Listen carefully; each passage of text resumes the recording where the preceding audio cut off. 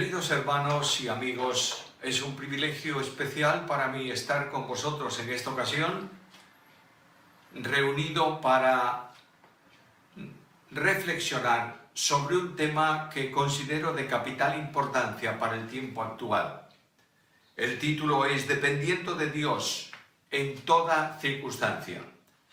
E indudablemente es un tema importante porque el hombre actual, la sociedad actual, está acostumbrada, ha iniciado un camino de absoluta independencia de Dios.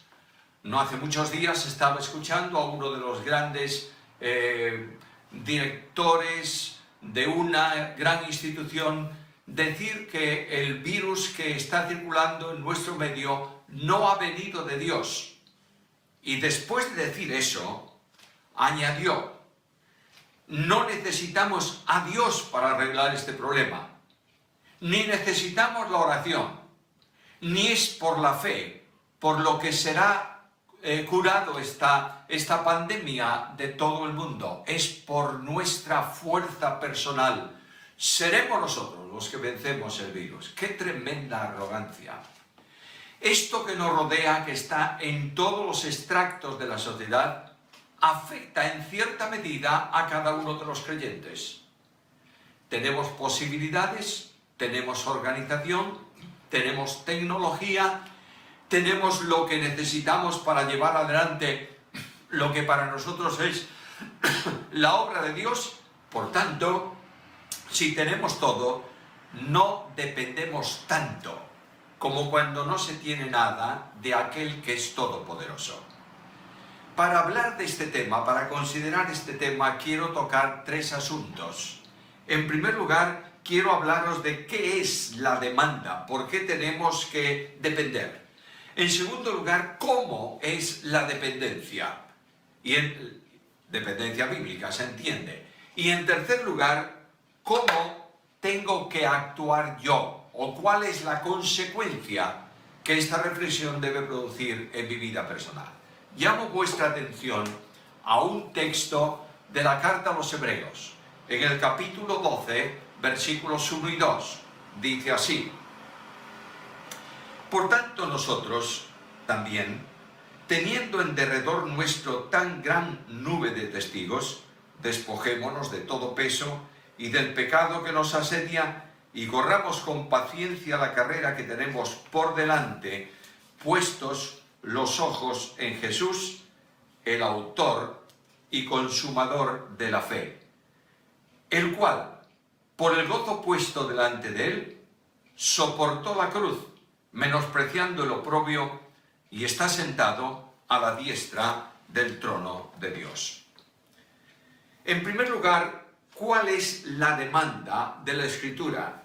Dios nos llama a depender de Él.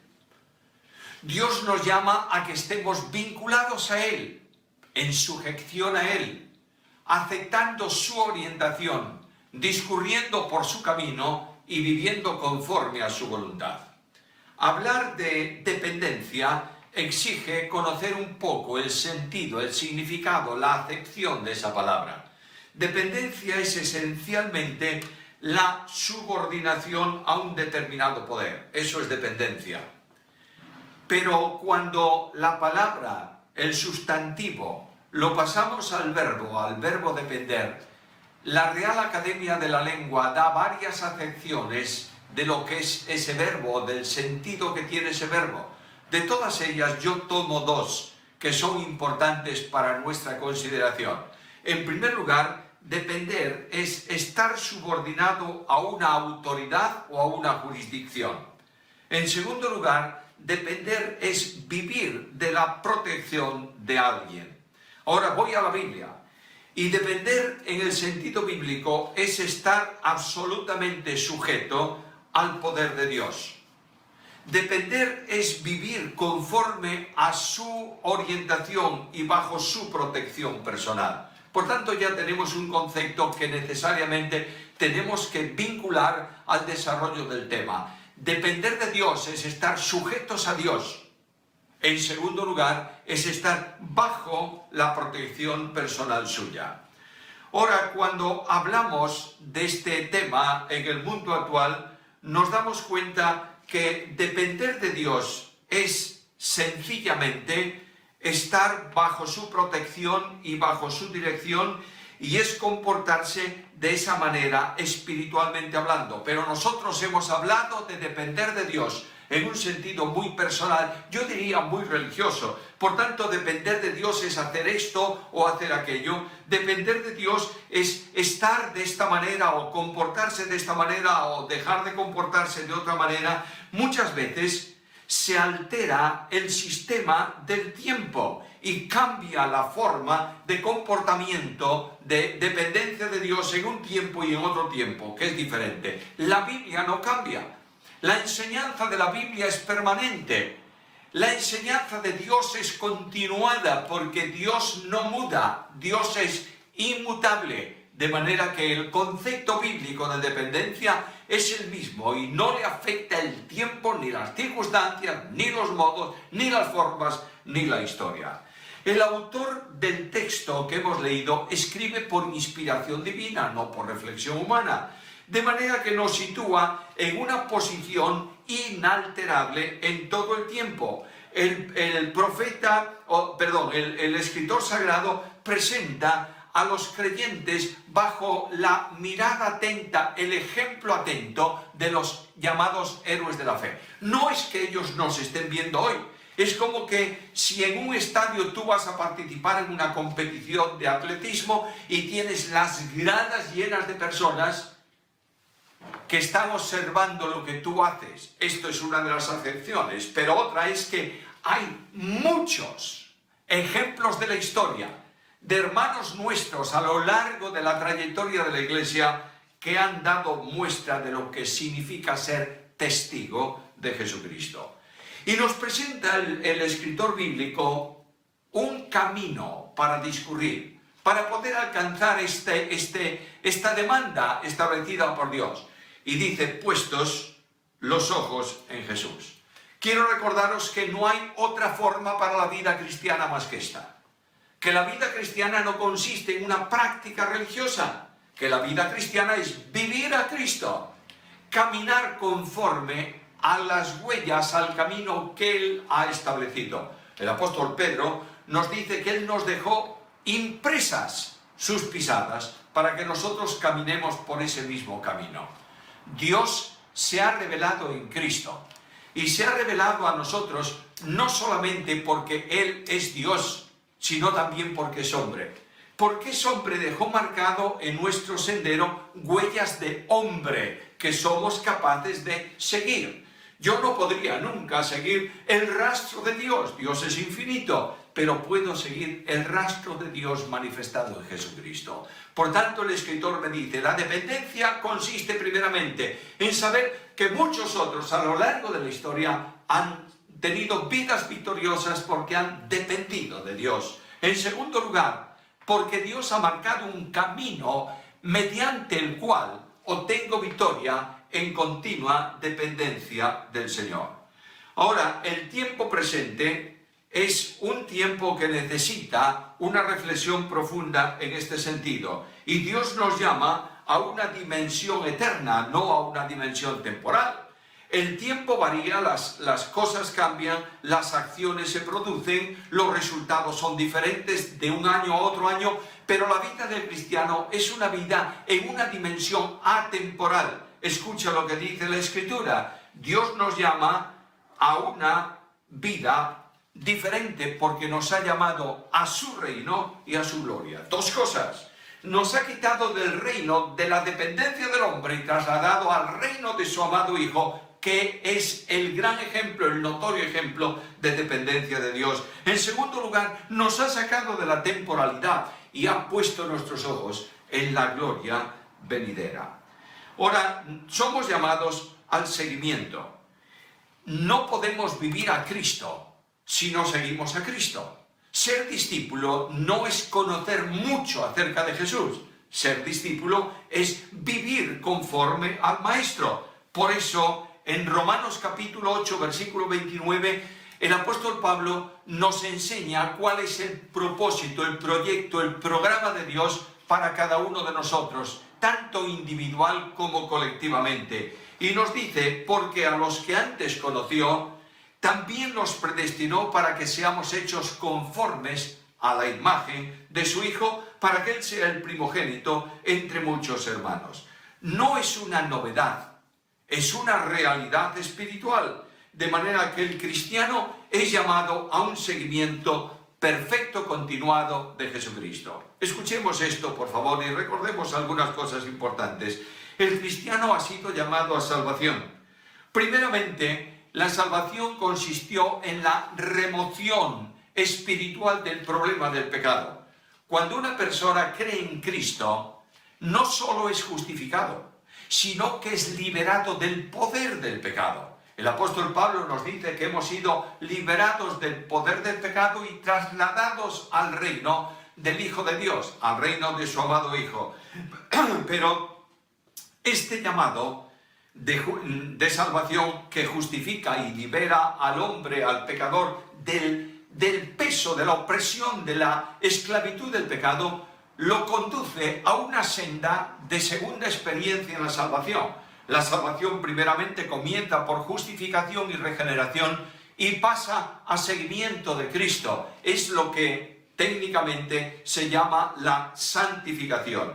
Y durante ese tiempo de santificación se va haciendo notable el cambio que el creyente experimenta por la obra y por la acción del Espíritu Santo de Dios, que cada día nos hace más semejantes a Jesucristo.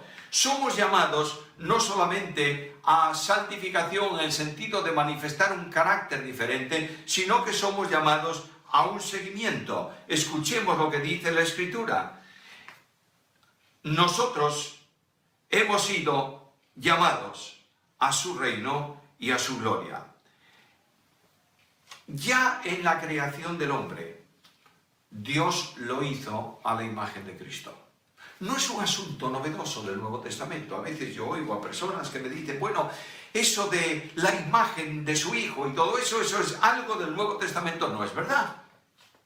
Voy al libro de Génesis, y en el libro de Génesis, en el capítulo 2, versículo 26, leo estas palabras: Dios hizo al hombre conforme a su imagen y a su semejanza. Ahora me pregunto, ¿cuál es la imagen de Dios? Escucha la Biblia, Colosenses capítulo 1, versículo 15. Él, refiriéndose a Cristo, es la imagen del Dios invisible, el primogénito de toda creación. Por tanto, en el tiempo presente, cuando Cristo se manifiesta en mi vida por la acción del Espíritu, yo estoy exhibiendo la imagen de Dios en el mundo. No es un asunto físico, es un asunto espiritual. Y se encomienda esta acción al Espíritu Santo. De modo que Pablo nos dice en la epístola a los Gálatas: andad en el Espíritu y no satisfagáis las obras de la carne. De otra manera, permíteme traducir eso de otra forma. Si andáis en el Espíritu, no satisfaréis las obras de la carne. Todavía de otra manera, cuando andáis en el Espíritu, no satisfacéis las obras de la carne. Es decir, o estás andando, caminando, viviendo en la dependencia de Dios por su Espíritu y reproduces a Cristo y vives para gloria de Dios, o abandonas la dependencia y entonces andas en tu propio carácter personal, en tu propio esfuerzo personal, en lo que es carne. No importa si se reviste de religiosidad o no. Por tanto, la Escritura nos enseña, nos exhorta a que vivamos de esta manera. Y la razón de la vida cristiana es la formación de un cuerpo de seguidores de Jesucristo, de discípulos. Cristo establece la ordenanza del bautismo y según Mateo la recoge, dice de esta manera: por tanto, bajo mi autoridad, id a las naciones y haced discípulos, bautizándolos en el nombre del Padre, del Hijo y del Espíritu Santo, enseñándoles que guarden todas las cosas que os he mandado, y aquí yo estoy con vosotros todos los días hasta el fin. Y así va desarrollándose este concepto. Pero me voy al libro de Hechos, capítulo 1, y se describe la ascensión de Cristo a los cielos, y encuentro allí la gran comisión establecida de otra manera. Cristo dice a los suyos: permaneced aquí, no os mováis de aquí, hasta que seáis investidos de poder de lo alto, y entonces me seréis testigos. Es decir, que la vida de seguimiento de Cristo, la vida de discipulado, no es aspecto religioso, sino aspecto de relación y de dependencia de Cristo. El Espíritu Santo reproduce a Cristo, tú manifiestas a Cristo en el mundo, y es el mensaje del Evangelio más poderoso que el mundo puede escuchar. No olvides que cuando Dios transforma la vida, Cristo transforma la vida del endemoniado de Gadara, cuando libera a ese hombre de la opresión espiritual, inmediatamente le ordena ir a los suyos y decir que cuán grandes cosas hizo Dios con él.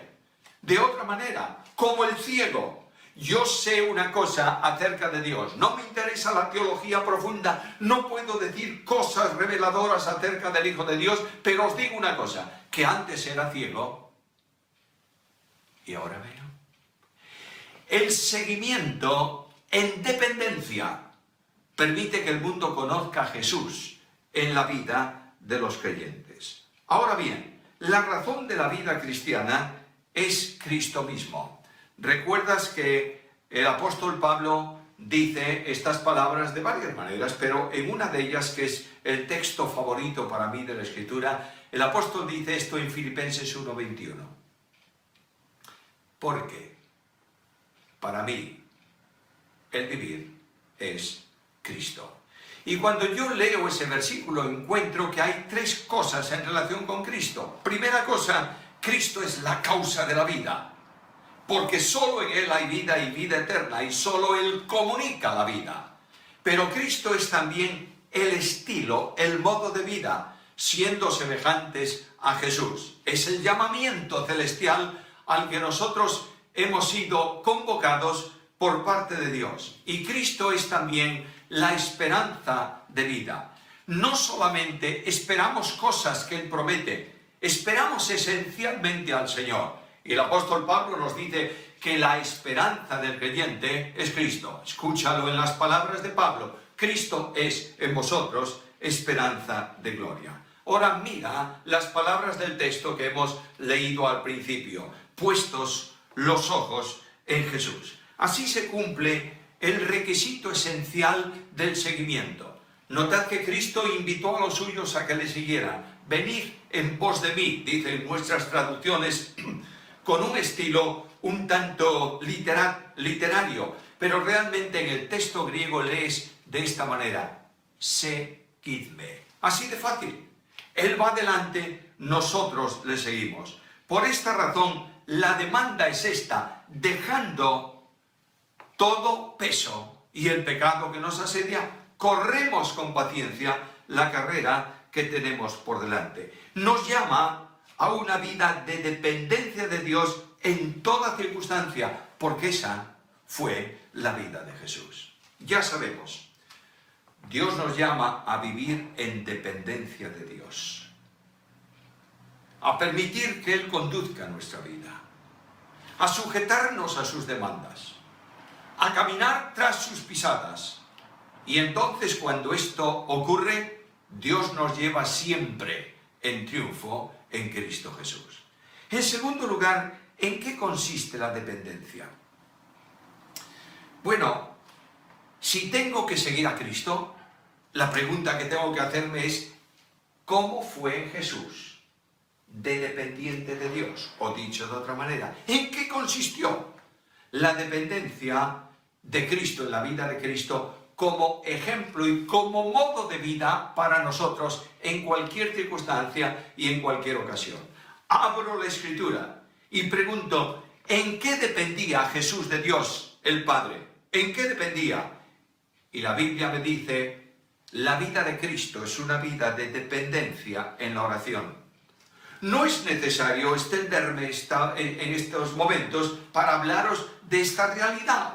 Vas a la Escritura y notarás que Jesucristo el Señor, la vida de Cristo, es una vida de oración continuada. Oraba muy de mañana. Dice el Evangelio según Marcos en el capítulo 1 y en el versículo 35 estas palabras, que se levantaba muy de mañana, siendo aún oscuro, iba a un lugar aparte y allí oraba. Yo me imagino la enorme sorpresa de Pedro cuando dice, ¿dónde está Jesús? Mira, la gente viene, la calle llena de gente, la casa abarrotada, las puertas de la casa abarrotadas de gente que viene para escuchar a Jesús. ¿Y dónde está? Y le van a buscar. Está en un lugar aparte orando. Y cuando le dicen, maestro, la gente te busca. Dicen, deja a la gente, vamos a las ciudades vecinas para predicar el Evangelio. No quiero aplausos. No quiero el fervor de la gente por el hecho de que reciben algo de mis manos. Yo he venido para cumplir un proyecto divino en dependencia con mi Padre. Cristo oraba. Cristo oraba en los momentos de tomar una decisión importante. Y permíteme que vaya aplicando algo de esto. La pregunta singular es esta. Si Cristo se levantaba muy de mañana para orar, ¿lo hacemos tú y yo? No quiero decir que tengas que levantarte. ¿Estás dedicando el primer momento del día a la oración? En segundo lugar, veo que Cristo oraba en los momentos de tomar decisiones importantes. Leo Lucas capítulo 6, versículos 12 y 13. Dicen así. En aquellos días, Él fue al monte a orar y pasó la noche orando a Dios. Y cuando era de día, llamó a sus discípulos y escogió a 12 de ellos, a los cuales llamó también apóstoles. Tenía que elegir 12. Durante toda la noche estuvo orando en relación con eso. No tomó una decisión precipitada o de cualquier manera, dedicó tiempo a orar antes de tomar decisiones vitales para el ministerio. No siempre ocurre así con la iglesia de nuestros días. Buscamos y elegimos personas, las ponemos en su sitio, no han sido llamadas por Dios para ese ministerio, tenemos que rectificar un tiempo después, estamos siempre llenos de problemas a consecuencia de esto, porque no dedicamos tiempo a orar antes de tomar decisiones. Estamos en un mundo de prisas, en un mundo precipitado, en un mundo que se mueve a velocidades tremendas y que no hay tiempo para detenerse a reflexionar. Hermano querido, líder de la iglesia, ancianos de la iglesia, maestros de la escuela dominical, diáconos de la congregación, no importa quién sea, antes de tomar una decisión con relación a la obra de Dios, dedica tiempo a orar. El Señor oraba en intercesión. No hay cosa más emotiva que la lectura con calma del capítulo 17 del Evangelio según Juan. Ahí está el Señor. Señor, Padre querido, vengo a orar por esto. La oración de intercesión a veces la utilizamos o la practicamos cuando hay un problema de epidemia y vamos a orar por nuestros hermanos que ninguno se enferme, y aquel que está enfermo vamos a orar para que Dios lo sane, y tenemos que ampliar el templo, el local de la iglesia, y vamos a pedir a Dios que mueva los corazones de los creyentes para que ofrenden y cosas por el estilo. Nos olvidamos muchas veces de llevar a nuestros hermanos cargados sobre nuestros hombros, como el sumo sacerdote llevaba el nombre de las 12 tribus de Israel sobre sus hombros y junto a su pecho. Seguir a Cristo es depender de Él en el pastorado de la iglesia. Es venir a su presencia y decirle, Señor, la obra tuya la puedes hacer tú solo, yo no la puedo hacer. Vengo a implorar por mis hermanos para que sean guardados del maligno. Vengo a implorar por aquel que tropezó y cayó en el camino para que me ayudes a levantarlo. Vengo a implorar por aquel que está arrogantemente inflado de sí mismo para que tú le des la humildad necesaria para ser bendecido. Vengo a interceder. Mira a Cristo, final de su ministerio, está orando por los suyos. La dependencia en oración de Jesús la veo también en la hora de la cruz. Míralo ahí, cuando las tinieblas caen sobre el Gólgota, cuando la gente va apartándose de la cruz, cuando se produce silencio, un silencio que se puede palpar. unas tinieblas que se cortan. Y de pronto el Señor, en dependencia. Dios mío, ¿por qué me has abandonado? ¿O por qué me has desamparado? Dios en Cristo es el ejemplo. Cristo da su vida orando. Padre, en tus manos encomiendo mi espíritu. ¿Estamos nosotros viviendo una vida de dependencia de Dios en oración? En todo momento, en toda circunstancia, en toda ocasión. La Iglesia de Cristo nos pone el ejemplo, la Iglesia, tiempo de los apóstoles, nos pone el ejemplo de dependencia. Mira el capítulo 13 del libro de Hechos, donde van a ser enviados el primer equipo misionero. Sale de la iglesia de Antioquía y lo que destaca allí es que después de haber ayunado y orado, los despidieron. Necesariamente necesitamos orar por aquellos, interceder por aquellos, en dependencia de Dios, para que el Señor los conduzca y los ayude en medio de las pruebas.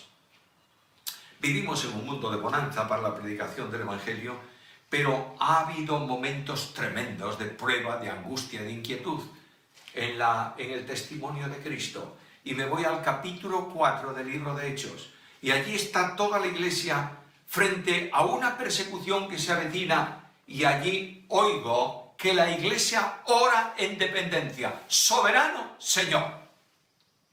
Y en dependencia dice, permite que tus siervos hablen con denuedo tu palabra. ¡Qué oración de dependencia!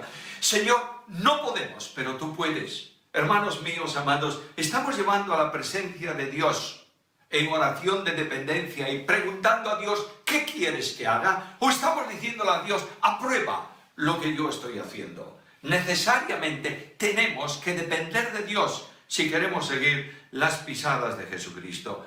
La gran oración que la iglesia necesita hoy no es tanto una oración de, Señor, quiero ir allí o ir allá o evangelizar esto o aquello o crear institutos.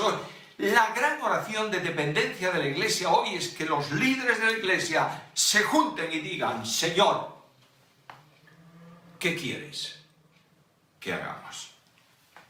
Sigo en la vida de Cristo y me ha impactado ya esto. Una de mis asignaturas pendientes es la oración. Me voy a la Escritura y digo, Señor, ¿y en qué más dependías tú? Y la Biblia me presenta a Cristo en dependencia absoluta de la palabra de Dios. Estudió la Biblia cuando era niño.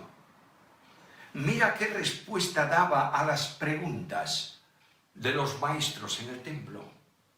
El Señor utilizó la Biblia en su ministerio. Cuando voy al Evangelio según Mateo, una de las primeras manifestaciones del ministerio de Cristo es subido a las lomas, a las colinas del mar de Galilea, abriendo la Biblia y diciendo, oísteis que fue dicho, y dando una explicación de lo que la Biblia enseñaba. Era un hombre que conducía a los que le preguntaban algo a la Escritura. Viene el escriba y le pregunta, le formula una pregunta y él le dice, ¿cómo lees? Vete a la Biblia y encuentra allí la respuesta de todo esto. Reprochó a quienes enseñaban como palabra lo que no era palabra de Dios. Aquellos fariseos enseñaban tradiciones como si fuese la ley de Dios. Y el Señor dice, estáis no solamente conculcando vosotros la palabra, sino destruyendo su autoridad, porque estáis enseñando como palabra de Dios doctrinas de hombres. Oh, mis hermanos, ¿cuántos problemas ha generado esto en el pueblo de Dios? Enseñando costumbres y tradiciones como si fuesen Biblia. Dándole a nuestra historia la capacidad autoritativa como si procediese la historia nuestra de la palabra de Dios.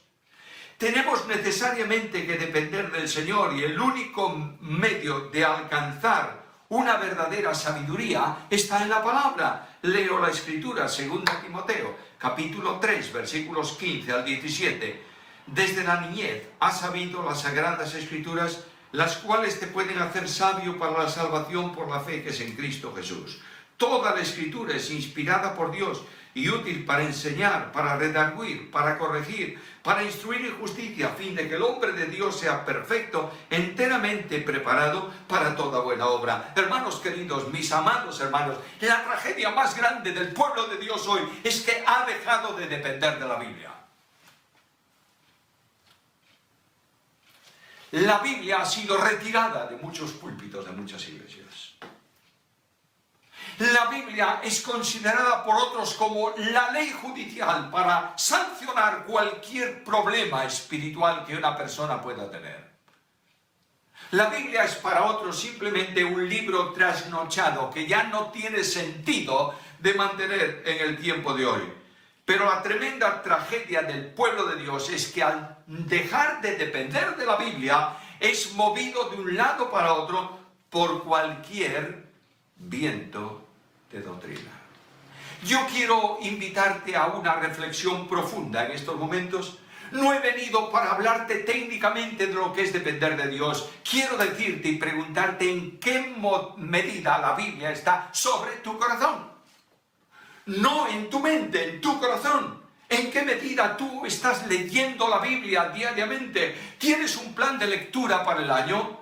¿En qué medida en la iglesia se está predicando Biblia desde el púlpito? ¿En qué medida los profesores de escuela dominical enseñan Biblia a los niños? ¿En qué medida los líderes de juventud llevan a los jóvenes a la Biblia? ¿En qué medida los matrimonios abren la Escritura para edificarse mutuamente? ¿En qué medida, independiente, individualmente, estás dedicando tiempo a la palabra de Dios? No busques una iglesia poderosa que haya marginado la Escritura. En estos tiempos de confinamiento, en estos tiempos de estar dentro de casa, a veces se me ocurre buscar algún sermón, entre comillas, en internet para ver qué es lo que se está diciendo. Me asusta que iglesias consideradas como fundamentales, iglesias consideradas como bíblicas, el pastor de la iglesia abre la Biblia ahora el domingo por la mañana, lee un texto como pretexto para que todo el mundo crea que es un sermón bíblico, y después dedica 3/4 de hora a lo que se llama mensajes devocionales o mensajes motivadores, en donde la Biblia no está. No habrá avivamiento alguno en la iglesia de Cristo hoy que no se produzca como se produjo siempre el avivamiento, cuando el Espíritu Santo aplica la palabra a la vida de los creyentes. Dios me dice, ¿dependes de Dios? Predica la Escritura. Me voy a la vida de Cristo y encuentro con que en Cristo hay una profunda dependencia del Espíritu Santo. Noto como el Señor es llevado por el Espíritu al desierto para ser tentado del diablo. Noto como en algunos momentos Él echa fuera demonios por el Espíritu de Dios. Noto que el Espíritu de Dios le ha sido dado a Jesucristo sin medida, y por esa razón el ministerio, humanamente hablando de Jesús, Jesús no es instrumento solo del Espíritu, es la persona, es la naturaleza humana del Verbo eterno de Dios, es el hombre, la naturaleza humana de la segunda persona divina. Pero quiero decirte que a lo largo de la Escritura, como es también mi ejemplo, me está enseñando a caminar conducido, orientado, dirigido por el poder del Espíritu Santo de Dios. Y la voluntad a su Padre ha sido una voluntad, una sujeción absoluta. Dice, yo no hago nada por mí mismo, todo cuanto hago lo he visto de mi Padre o lo he recibido de mi Padre. En dependencia, Cristo manifiesta amor.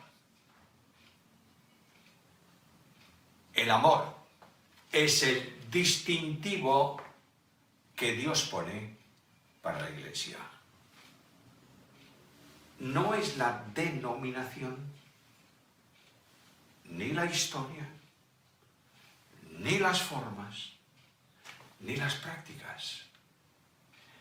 La identificación de la Iglesia de Cristo es esta. En esto conocerán todos que sois mis discípulos, si tuvieseis amor los unos para con los otros.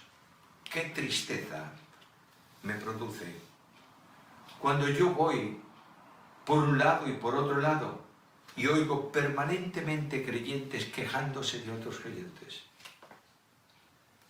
Qué tristeza me da cuando veo a los líderes lamentarse y decir: estamos muy mal. Escucha, mi hermano amado, no hay ninguna promesa en la Biblia para el que se queja.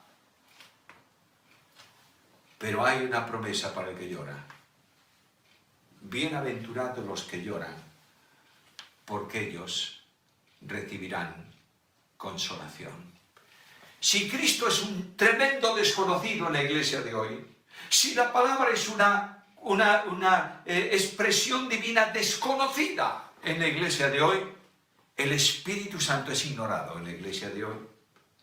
Algunos utilizan el Espíritu Santo como si fuese su criado personal para hacer que Él haga lo que ellos quieren, y no es obra del Espíritu las señales y manifestaciones que se ven en sus reuniones y en sus actividades. Andar en el Espíritu, en el poder del Espíritu, no es que la gente se caiga al suelo. Andar en el Espíritu no es que la gente hable en una jerigonza que nadie puede entender. Andar en el Espíritu no es arrastrarte por el suelo e imitar a los niños. Andar en el Espíritu no es hacer tonterías. Es un Dios de orden el Espíritu Santo. Andar en el Espíritu es no satisfacer las obras de la carne. Solo en dependencia del Espíritu Santo de Dios yo puedo vencer, porque el que anda en el Espíritu es impulsado directamente a una restauración de su vida delante de Dios. Todavía algo más. El amor con que tenemos que amar a los hermanos no es nuestro. Romanos 5:5, el amor de Dios se ha derramado en nuestros corazones por el Espíritu Santo que nos fue dado. El amor que exige amar a los que te desprecian no es humano ni es posible que lo sea. El amor que te exige amar a los demás como a ti mismo no es humano, no es posible que lo sea. El amor que te lleva a comprender a tu esposa de tal manera que sea para ti un vaso de honor en tu casa y que la trates esmeradamente, no es asunto de hombres, es asunto de Dios. El ministerio en la iglesia, en dependencia, en bendición, en camino correcto, el ministerio en la iglesia está rodeado de amor. Escucha, cuando Pablo escribe la carta a los Corintios, carta primera, capítulo 13, leo estas palabras: si yo tengo esto, aquello, lo demás allá, y no tengo amor, vengo a ser como metal que resuena y como címbalo que retiñe. ¿Sabe lo que dice el texto? Cualquier ministerio hecho sin dependencia del amor, sin dependencia del Espíritu, sin dependencia de Dios, es mero ruido que molesta a los creyentes y molesta a Dios. ¿Cómo me asombro que haya hoy en el liderazgo de las iglesias evangélicas personas que se enorgullecen de tener la doctrina bíblica más perfecta y fallan en el elemento fundamental, que es el amor y la comprensión a los hermanos? Personas que se atreven a hablar del amor de Dios, pero son incapaces de amar a sus hermanos. Personas que vienen a la reunión del partimiento del pan para, según ellos, recordar la obra de Jesucristo, y se olvidan que la obra de Cristo está cimentada en el amor, porque de tal manera amó Dios al mundo que ha dado a su Hijo unigénito, para que todo aquel que en él crea no se pierda, mas tenga vida eterna.